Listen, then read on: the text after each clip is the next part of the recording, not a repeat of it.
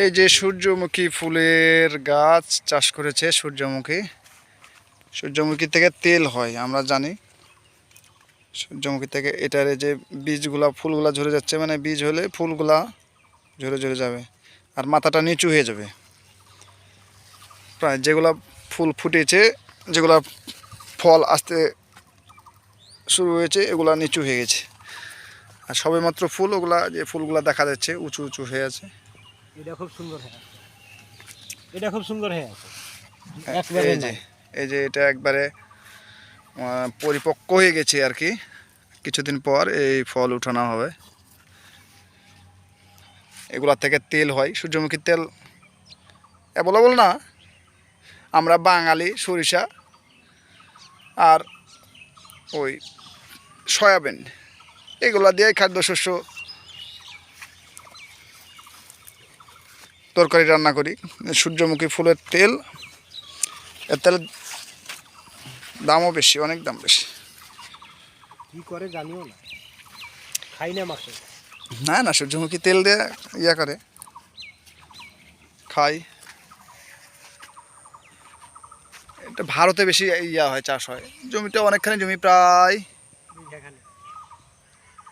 প্রায় 1 বিঘা জায়গা মতন।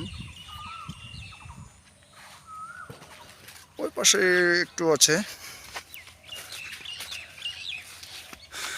প্রতিটা জমি এসব এগুলো সূর্যমুখীর চাষ, যেসব এই যে এই পাশে ফাঁকা জায়গা আছে এগুলোতেও চাষ করলে হবে।